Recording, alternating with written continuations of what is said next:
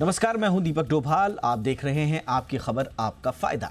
मध्य प्रदेश और राजस्थान में cough syrup से बच्चों की मौत के मामले ने पूरे देश को हिलाकर रख दिया है। तमाम राज्य और केंद्र सरकार पूरी तरह से अलर्ट मोड में है। केंद्र सरकार ने सख्त एडवाइजरी जारी की है। इसके साथ ही आरओ के बाद कोल्ड ड्रिफ्ट कफ सिरप पर कई राज्यों ने बैन लगा दिया है, जबकि तमिलनाडु में सिरप से जुड़ी कंपनियों पर कार्रवाई भी शुरू हो चुकी है। सवाल यह है कि जानलेवा कफ सिरप का असली सच क्या है। आज इसी की पड़ताल करेंगे खास मेहमानों के साथ। सबसे पहले रिपोर्ट देखिए, हम लौटते हैं खास मेहमानों के साथ।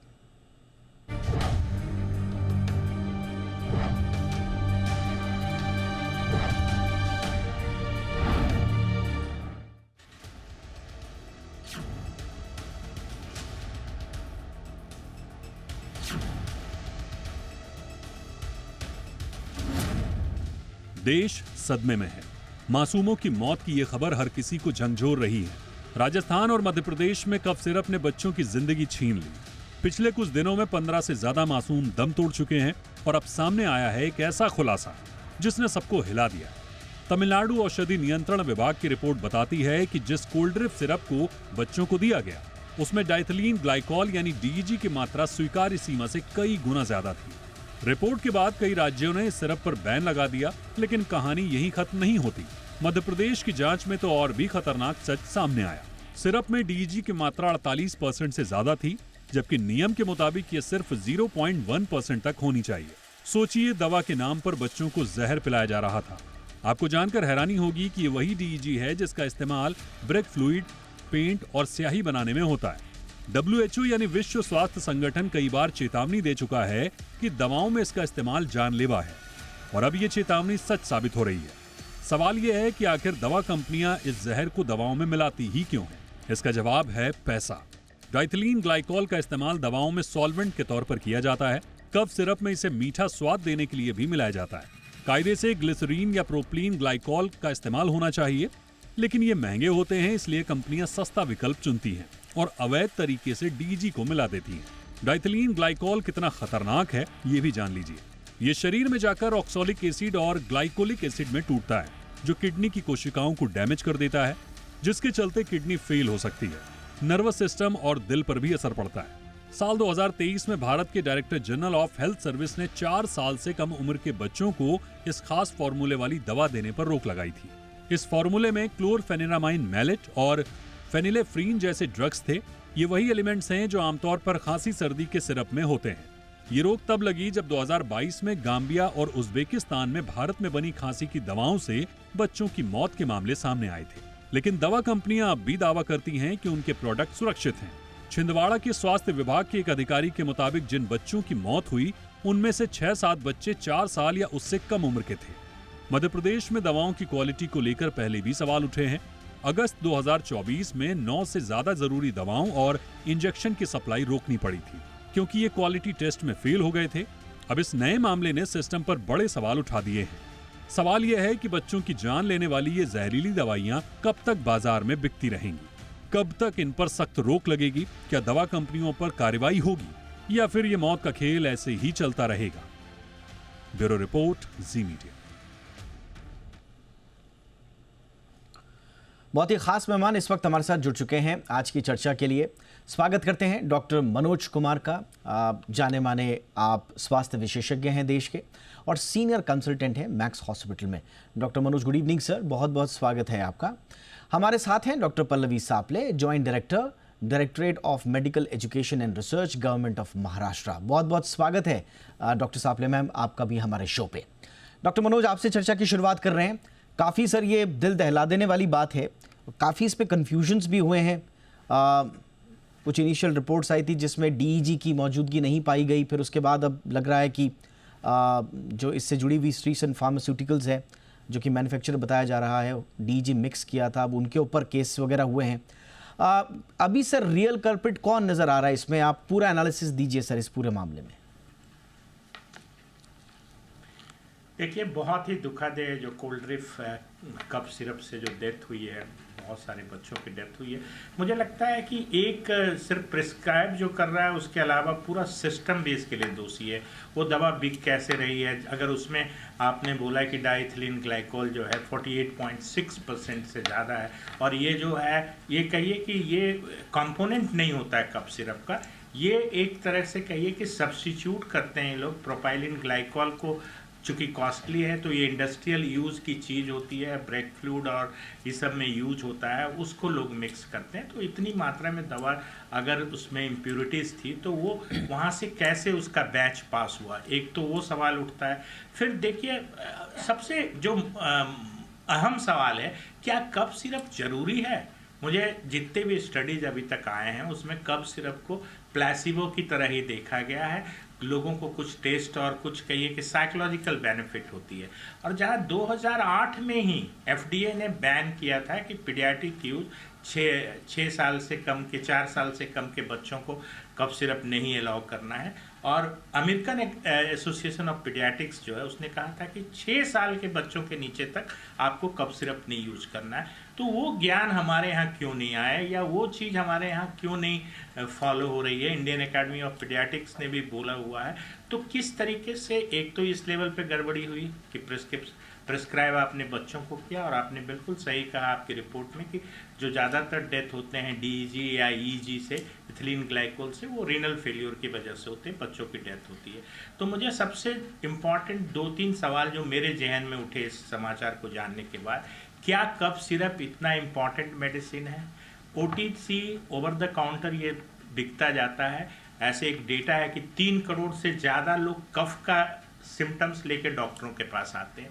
तो कफ सिरप के बारे में सबसे पहले दीपक जी आपके माध्यम से लोगों को बता दूं, क्योंकि इसका अधिकांश इफेक्ट जो है प्लेसिबो है। आप थोड़ा सा फ्रूट ज़्यादा ले लें, आप थोड़ा सा हनी या अदरक ले लें, उससे भी आपको इतना ही रिलीफ मिलेगा जितना कि आपको बोतल में कफ सिरप से मिलता है। जहाँ तक छोटे बच्चों की बात है, 1 साल से कम के बच्चों को हम लोग हनी देने से या शहद देने से मना करते हैं, क्योंकि उसमें बॉटुलिज्म होने की संभावना रहती है। तो मेरा कहना है कि ये जॉइंट रिस्पॉन्सिबिलिटी है। एक जो सरकार के लोग जिनका काम है रेगुलेशन का, उनके लेवल पे। दूसरा मुझे लगता है कि अगर किसी डॉक्टर ने प्रेस्क्राइब किया है बच्चों में, उनको ये पता होना चाहिए, वहाँ नॉलेज की कमी, मैं बताऊंगा कि उनको नॉलेज की कमी थी कि छोटे बच्चों को ये कफ सिरप नहीं देना चाहिए था। लेकिन सबसे इम्पॉर्टेंट चीज़ ये है कि इतनी एडल्ट्रेटेड और इतनी हाई मात्रा में डाइथिलीन ग्लाइकोल का जो सिरप था जिसमें इम्प्योरिटी 48.6% थी, वो बाजार में पहुंची कैसे, और उसको अभी तक क्यों नहीं बैन किया गया? एब्सोल्युटली सर, आपने ये बहुत इंपॉर्टेंट बात कही है। 2-3 सवाल इसमें उठ रहे हैं, और जो बुनियादी सवाल आपने उठाया है कि भाई कफ सिरप की आखिर आवश्यकता है क्या। ये कहा भी जाता है कि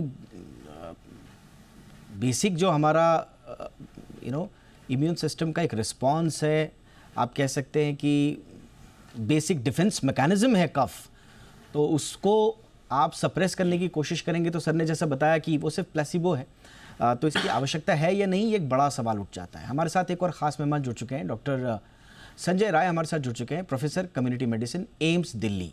गुड इवनिंग सर, बहुत बहुत स्वागत है। मैं डॉक्टर पल्लवी सापले मैम आपके पास आ रहा हूँ, और ख़ास तौर से जैसा सर ने भी कहा, इतना ज़्यादा DEG की मात्रा, और ऐसा लग रहा है कि इंडस्ट्रियल ग्रेड DEG इसमें मिलाया जाता है। अब वैसे भी हम सब जानते हैं कि फार्मा ग्रेड तो वैसे भी महंगा आता है। मैं रेगुलेशंस पर मैं बाद में आऊँगा मैम कि वहाँ पर कौन कौन सी प्रॉब्लम्स हैं, लेकिन एक बच्चे के नज़रिए से बताइए मैम कि उसको कफ सिरप दिया जा रहा है। आज सारी गवर्नमेंट्स मिलकर कह रही हैं कि आप 5 साल 4 साल से 3 साल से कम उम्र के बच्चों के लिए आप कफ सिरप बैन कीजिए, तो कितना घातक हो सकता है मैम? DEG कम या ज़्यादा हो तभी भी इन जनरल कफ सिरप क्या बच्चों को देना चाहिए मैम? नहीं, मैं जॉइंट डायरेक्टर हूँ, साथ में मेरा ट्रेनिंग पीडियाट्रिक्स में ही हुआ है, बच्चों के ट्रीटमेंट में ही सीखी हूँ मैं, मेरी शिक्षा उसी में हुई है। तो वही है कि 2 साल के नीचे के बच्चों को कफ सिरप रिकमेंडेड ही नहीं है। आप कोई भी गाइडलाइंस पढ़ेंगे, आपने अमेरिकन अकेडमी ऑफ पीडियाट्रिक्स की कहीं, बट इंडियन अकेडमी की पढ़ी है, या IMNCI जो WHO ने जिसको मान्यता दी है, जो कफ के मैनेजमेंट में या इन्फेक्शन के मैनेजमेंट में यूज़ होता है, निमोनिया तक के लिए वो यूज़ होता है, वहाँ भी कहीं भी कफ सिरप देने की बात नहीं हुई है। थोड़ा हल्दी वाला पानी दूध दे सकते हैं वगैरह, यही सारी चीज़ें बताई गई है। लेकिन बात यह है कि ये जो कफ सिरप है ये ओवर द काउंटर मिल जाता है और उससे थोड़ी नींद अच्छी आ जाती है, तो बच्चों को नहीं बड़ों को भी वो आसानी से मिल जाता है। और जैसा बच्चा खांसता है तो माँ अगर किसी को परेशान डॉक्टर को पूछ रही कि बार बार वो खांस रहा है, तो बस उसे खुश करने के लिए कि तुरंत उसका खांसी कम हो जाए इसलिए दवाई दी जाती है। लेकिन ये जो खांसी की दवाई है, ये जो कफ सिरप है, इससे बच्चे को ज़्यादा नींद आ सकती है। कम वज़न के बच्चा, ये ग्लिसरॉल की बात अलग है, ये दवाई से भी उसको नुकसान हो सकता है, ये एक बात है। और दूसरी बात, आजकल जो भी कंटामिनेशंस हम देख रहे हैं लास्ट 2 सालों से, वो सारे ये DEG, मतलब जिसको कॉमन लैंग्वेज में ग्लिसरॉल बोलते हैं, ग्लिसरीन होता है जो वैसे ही रहता है, ट्रांसपेरेंट रहता है, थोड़ा स्टिकी रहता है, थोड़ा मीठा रहता है, उसको कोई स्मेल नहीं आती। तो उसकी जगह जो बिल्कुल मुंह से नीचे जाना नहीं चाहिए, ना बच्चे के ना बड़े के, वो मिक्स किया जाता है और वो तो जाके आपके ऑर्गन्स को हिट होने वाला ही है। ग्लिसरॉल जाके पहले किडनी डैमेज करेगा, उसके बाद बाकी सारे ऑर्गन्स के भी क्षति पहुंचाता रहता है वो। एब्सोल्युटली मैम, ये आपने बहुत इंपॉर्टेंट बात बोली, और आप क्योंकि खुद एक जानी मानी पीडियाट्रिशियन हैं, तो आपके अनुभव से हम ये ज़रूर कह सकते हैं कि बच्चों के लिए तो कफ सिरप वैसे भी नहीं। और आपने एक इम्पॉर्टेंट बात और बोली कि बड़े भी लेने लग जाते हैं। संभवतः इसके पीछे एक बहुत बड़ा कारण हमने देखा है हाउस होल्ड्स में, ख़ास तौर से अनफॉर्चुनेटली महिलाएं इतना कफ सिरप पीती हैं, छोटी मोटी खांसी हो गई, कफ सिरप पी लिया, क्योंकि उससे नींद आती है। तो नींद से जुड़ा हुआ ये इशू है, हेल्थ पर क्या इम्पैक्ट डाल रहा है, इस पर एक जागरूकता होनी चाहिए। डॉक्टर राय, इस पूरे मामले में मैंने जैसे सर लोग भी, मैम भी डिस्कस कर रहे थे कि इसमें कई सिस्टमैटिक फेलियर्स हैं, कई इसमें प्रिस्क्रिप्शन के लेवल पर हैं, अवेलेबिलिटी के लेवल पर हैं, जागरूकता के लेवल पर हैं। पर आप ओवरऑल जो सबसे बड़ा सवाल ये पूछा जा रहा है कि अगर आज गवर्नमेंट्स इसको, सेंटर या स्टेट गवर्नमेंट्स बैन कर रही हैं, तो अब तक क्या रेगुलेशंस थे, क्या अब तक इस तरह के कफ सिरप अवेलेबल थे, तो वो लीगल थे, सरकारी परव्यू में थे, नहीं थे, कहाँ चूक, सिस्टमैटिक फेलियर्स आप कहाँ पर देख रहे हैं सर?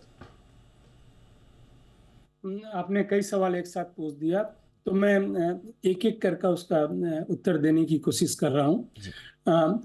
देखिए, आज से शायद 40-42 साल पहले जब हम MBBS कर रहे थे, उसका बाद MD कर रहे थे, तो भी ये गाइडलाइंस थे कि बच्चों में कफ सिरप नहीं यूज करना है। एडल्ट के लिए थोड़े से गाइडलाइंस अलग हैं, बच्चों के लिए खास तो ये आज की गाइडलाइंस नहीं है। वो हमें उस समय से ही पढ़ाया जाता था। हम भी जब टीचिंग करते हैं तो बच्चों को ये देते हैं, जो MBBS के बच्चे हैं या पोस्ट ग्रेजुएशन कर रहे होते हैं, कि बिल्कुल 2 साल से कम के लिए तो जरूरत ही नहीं है। सुपरविजन में अगर डॉक्टर चाहे तो उसको दे सकता है, एक हो गया। दूसरा, ये जो जिस कफ सिरप की बात हम कर रहे हैं, जिसमें थोड़ा सा ये एडल्ट्रेशन पाया गया है, वो एडल्ट्रेशन जो है, देखिए एडल्ट्रेशन भी 2 तरीके का होता है। एक तो लोग फेक दवा बनाते हैं, दवा की कंपनी अलग बनाती है और फेक दवा करके मार्केट में लोग बेचते हैं। ये तो कंपनी ने ही जो है डाइएथाइल ग्लाइकॉल जो है उसमें मिक्स किया हुआ है, और जैसा आपने बताया 48%, ये जो है परमिसिबल लेवल जो है 0.1 है इसका। अब वो भी परमिसिबल है, ये नहीं कि उसको मिलाना ही है, बिल्कुल नहीं मिलाना चाहिए, लेकिन अगर किसी में पाया जाता है सो 0.1 से ऊपर नहीं होना चाहिए। यहाँ 48% टू हाई। सो ये गाइडलाइंस तो हैं, गाइडलाइन शायद इंप्लीमेंट नहीं होता। अगर गाइडलाइन कायदे से इंप्लीमेंट होता तो ये सब नौबत ही नहीं आई होती। सो कहीं ना कहीं सिस्टम का फेलियर है उसमें। अगर गाइडलाइंस कायदे से इंप्लीमेंट करे तो लोग जो है नकली दवाओं का भी व्यापार बंद हो जाएगा। तो इस कंडीशन में तो ये नकली दवा नहीं है, ये तो ओरिजिनल मैन्युफैक्चरर के यहाँ से ये प्रॉब्लम जनरेट हुई है। और ये रियली जो है एक बहुत बड़ा सिस्टम का फेलियर हम कहेंगे कि हमने उस पर जो है वॉच नहीं रखा। क्वालिटी कंट्रोल जो है सिर्फ उन्हीं की जिम्मेवारी नहीं है जो बना रहे हैं, उनकी जिम्मेवारी है, वो भी सारे बैच को चेक करते हैं रैंडमली जो है। यह जो है सिस्टम की भी जिम्मेवारी बनती है कि वह जो है क्वालिटी कंट्रोल को जो है वह एश्योर करे उपभोक्ता को कि इसकी जो है क्वालिटी सही है। वह जब तक इस टाइप के इंसिडेंट्स नहीं होते हैं तब तक हमें उसकी क्वालिटी का पता नहीं चलता। अब सारी जांच के बाद ये आ रहा है, ये बहुत ही दुर्भाग्यपूर्ण है। जी एब्सोल्युटली सर। इसमें देखिए रेगुलेटरी फ्रेमवर्क तो हमारे पास है, बट उसमें जो फ्रेगमेंटेशन है वो साफ दिखाई देता है। सर ने भी जैसे बताया कि पहले से ही ये है। ड्रग्स एंड कॉस्मेटिक्स एक्ट 1940 के तहत भी जो सेंट्रल कंट्रोल है इस पे, लेकिन जो पब्लिक हेल्थ स्टेट सब्जेक्ट होने के कारण होता क्या है कि जो CDSO है और जो स्टेट ड्रग कंट्रोलर्स हैं उनके बीच में कमी बहुत ज़बरदस्त है। हमने पिछली बार भी कई बार इस पे शो किए हैं कि कैसे कोऑर्डिनेशन की वजह से नहीं हुआ। अब MP में मौत, TN में लैब आप भेज रहे हैं, टेस्टिंग में फिर आपको दिक्कत होगी, लेट रिपोर्ट्स आएगी, इस बीच एक रिपोर्ट आती है वो क्लीन चिट दे दी थी। तो इतने सारे जो कन्फ्यूजन्स हुए उसके कारण डीले हो जाते हैं, और डीले के कारण अगर वो मौत का कारण बन रहे हैं डीले, तो ये बहुत बड़ा सवाल पूरे सिस्टम पर भी उठता है। एक छोटे से ब्रेक के लिए रुकते हैं, ब्रेक के उस पार अब ये समझने की कोशिश करेंगे कि अब आज के बाद हमारी नीतियाँ किस तरह की होनी चाहिए और हाउस होल्ड्स में एक जनरल गाइडलाइन क्या होनी चाहिए। सरकारी गाइडलाइंस लोगों तक पहुंचती है, नहीं पहुंचती है, उनको समझ में नहीं आती है, बट हमारे एक्सपर्ट्स क्या कह रहे हैं ताकि आप ये मंत्र की तरह अपने घर में इस्तेमाल करें इन सलाह को, सुझावों को, एक छोटे से ब्रेक के बाद।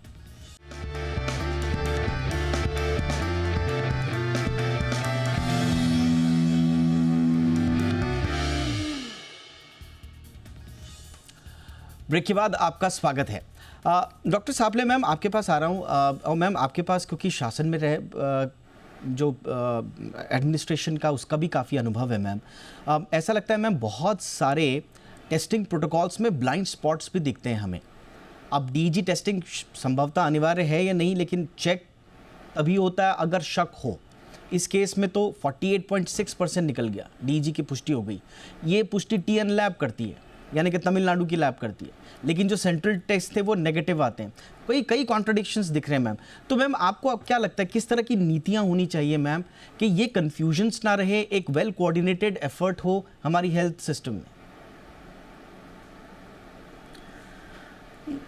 हमारे कोई नए लॉज लाने की ज़रूरत नहीं है, इनका इम्प्लीमेंटेशन ज़रूरी है। क्योंकि FDA ये कंट्रोल करते ही है, हर ड्रग का कंट्रोल रहता है, उसके सैंपल्स टेस्ट होते हैं।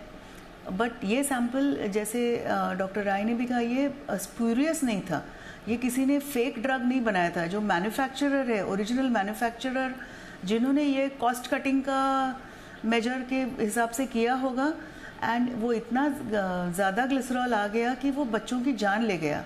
तो ये बहुत बुरी बात है कि ये जो ओरिजिनल मैन्युफैक्चरर्स या लाइसेंस मैन्युफैक्चरर्स रहते हैं, इनके नॉर्म्स रहते हैं, इनको ये फॉलो करने पड़ते हैं, इनको रिपोर्ट दिखानी पड़ती है। हम भी जब गवर्नमेंट में कोई ड्रग्स ऑर्डर करते हैं तो हम उसके साथ रिपोर्ट ज़रूर मांगते हैं, कंपनीज अटैच करती है, उसके बगैर हम उनको ऑर्डर ही नहीं देते। तो ये सब होता है। ये रिपोर्ट जब ये सैंपल्स गए होंगे इस बैच के, तो तब भी उसकी चेक 100% हुआ होगा डिस्पैच होने से पहले। तो वो रिपोर्ट क्या है और वो रिपोर्ट गलत क्यों है, जबकि ये रिएक्शन होने के बाद उसी स्टेट के रिपोर्ट्स में अलग वैल्यू आई है। 48% मतलब 50% ही उसमें ग्लिसरॉल था, और वो 2 महीने 2 साल के बच्चे के लिए मतलब पॉइजन ही था। जब तक वो हमारे हॉस्पिटल्स में आए, ज़्यादा कुछ डॉक्टर्स कर भी नहीं पाए, जिन बच्चों की मौत हो गई। मैम के लिए हम लड़ रहे हैं। मैम एक बात आपने इंपॉर्टेंट कही कि ऑलरेडी हमारे पास रूल्स हैं, बस ये है कि उनका इम्प्लीमेंटेशन सही तरीके से नहीं होता है। कफ सिरप्स जो हमें मैम जो OTC मिल रहे हैं लगातार, लेकिन अब देख रहे हैं हम कि अब बच्चों के लिए जो रैशनल यूज़ एडवाइजरी आई है वो अब आई है। मतलब ऐसा लग रहा है कि अब तक कोई इस तरह की एडवाइजरी नहीं थी क्या, अब तक इस तरह के कोई लॉ नहीं थे क्या?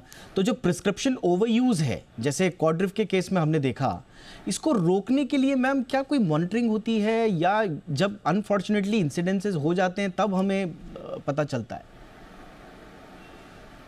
नहीं, इसके रेगुलेटरी जो हमारे स्टैंडर्ड टेक्स्ट बुक्स है, जब हम स्टूडेंट्स को पढ़ाते हैं उसमें तो होते ही है, लेकिन जैसे इंडियन एकेडमी ऑफ पीडियाट्रिक्स है, मैंने अभी थोड़ी देर पहले कहा WHO ने गाइडलाइंस दी है। तो ऐसी बात नहीं है कि गाइडलाइंस नहीं है, बट ड्रग्स के भी 2 ग्रुप्स रहते हैं, OTC और प्रिस्क्रिप्शन ड्रग्स, और उसके आगे शेड्यूल ड्रग्स भी रहते हैं। तो केमिस्ट के लिए अभी आप देख रहे हैं कि मैंडेटरी हुआ है कि हर फार्मेसी शॉप ऐसे ही आपने दुकान खोल दी और दवाइयाँ देना चालू किया, ऐसे नहीं होता। वहाँ बाकायदा फार्मासिस्ट रहता है, जो डेंजरस ड्रग्स है वो अलग जगह रखने पड़ते हैं। बट ये जो कफ सिरप्स है ये OTC कैटेगरी में आते हैं, ओवर द काउंटर, तो इनके लिए प्रिस्क्रिप्शन नहीं लगता। तो जैसे आपने कहा, कुछ लोगों को इसकी लत भी लग जाती है। कुछ लोग हमने ऐसे देखे हैं कि इससे जो आपने कहा वो जो एक नींद आती है, तो कुछ लोग इसको एंटी डिप्रेसेंट की तरह यूज़ कर लेते हैं कि बस ये कुछ एडल्ट्स भी ये दवाई यूज़ करते हैं कि पूरी एक बॉटल एक बार में गटक ली, ऐसा भी होता है। क्योंकि ये ओवर द काउंटर ड्रग है और बाय इटसेल्फ वो ड्रग ज़्यादा, कोई भी ड्रग अगर आप ज़्यादा मात्रा में रहे तो उसके साइड इफ़ेक्ट्स होने वाले ही हैं, और ये साइड इफ़ेक्ट्स तो बहुत खतरनाक हो गए। तो regulation up to a point ही लाया जा सकता है। हमें भी जानना चाहिए कि घर में पुरानी शीशी पड़ी है दवाई की, इस बार खांसी हुई वापस वो ले ली, या केमिस्ट को जाके बोला नहीं मुझे डॉक्टर के पास नहीं जाना है, आपके पास की दवाइयाँ दे दो। ये रेगुलेशन और ये नॉलेज हम सब में भी आना ज़रूरी है। ये जागरूकता बहुत ज़रूरी है, ख़ास तौर से घर में, एक आम घरों में ये बहुत ज़रूरी है ये जागरूकता आना। डॉक्टर मनोज कुमार, संक्षेप में सर, मैं जो बोल रहा था कि अभी बहुत सारे जो ब्लाइंड स्पॉट्स निकल रहे हैं, कहाँ कहाँ चेकिंग होनी चाहिए सर? अभी इसमें पता चल रहा है जो कोल्ड्रिफ्ट का जो बैच गया है SR13 मैन्युफैक्चरिंग, ये मई में हुआ 2025 में। इसकी सप्लाई चेन देखिए आप, जबलपुर का डिस्ट्रीब्यूटर है, कटारिया फार्मा से छिंदवाड़ा तक ये जाती है, कितने यूनिट्स बिके, कहाँ कहाँ पहुँचे, पूरी की पूरी रॉ मटेरियल सोर्सिंग कहाँ से हुई है। मतलब इसमें ऐसा लग रहा है कि हर एक लेवल पर एक गंभीर चूक हुई है। तो सर कहाँ कहाँ सिस्टम ठीक करने पड़ेंगे? बिल्कुल आपने सही कहा कि ये मल्टी लेवल पे जो हुए हैं ये मिस्टेक्स हैं।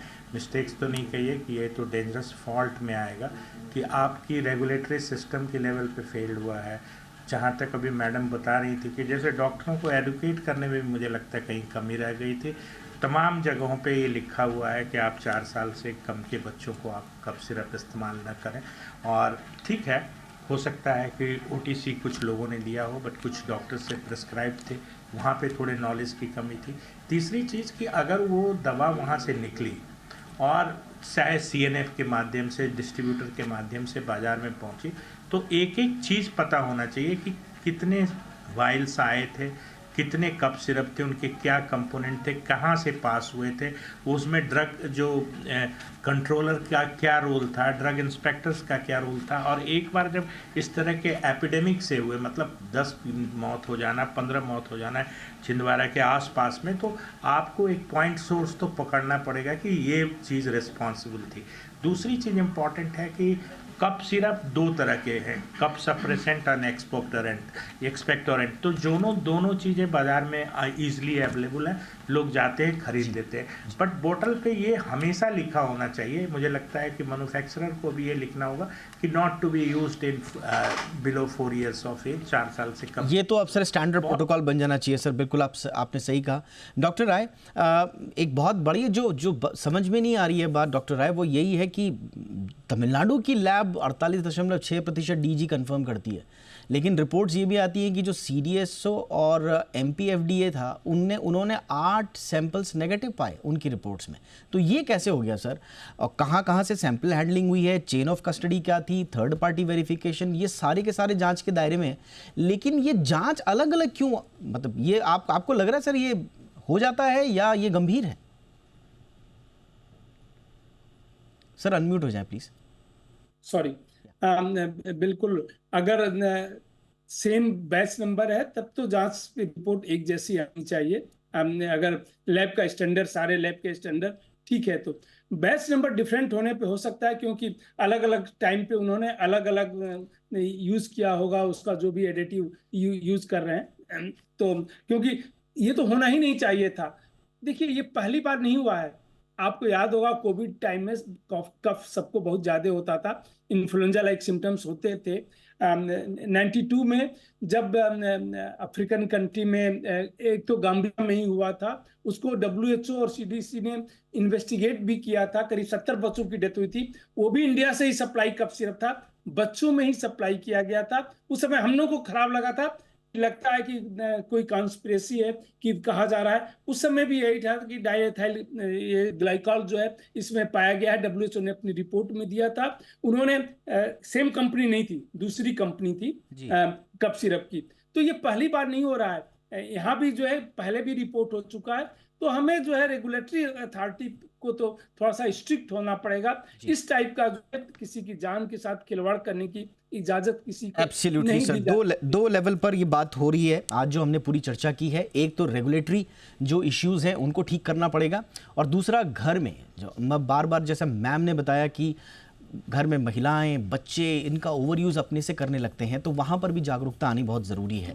बहुत बहुत धन्यवाद आप तीनों का वक्त निकालने के लिए। Doctor Rai, thank you so much sir, आपने वक्त निकाला। Doctor Pallavi Saple ma'am, thank you so much, बहुत बहुत धन्यवाद। डॉक्टर मनोज कुमार, बहुत बहुत धन्यवाद आपका वक्त निकालने के लिए सर। शो में इतना ही, अपना ख्याल रखिए, नमस्कार।